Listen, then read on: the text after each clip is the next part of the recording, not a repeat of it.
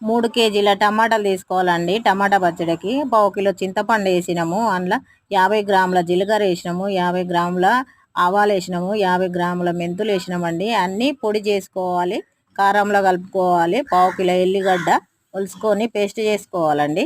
ఆ పేస్ట్ కూడా కారంలో కలుపుకోవాలండి. ఫోర్ చేసుకొని టమాటా గుజ్జు అది కలుపుకొని ఒక డబ్బాలకు ఎత్తుకోవాలండి. తర్వాత అన్నంలో తింటే సూపర్ ఉంటుందండి. మీరు కూడా టమాటా పచ్చడి పెట్టుకోండి. సూపర్ ఉంటుందండి. ట్రై చేయండి. 2-3 నెలలు నిల్వ ఉంటుందండి. ఉడికించుకోవాలి టమాటాలు చింతపండు. సూపర్ ఉంటుందండి. ట్రై చేయండి.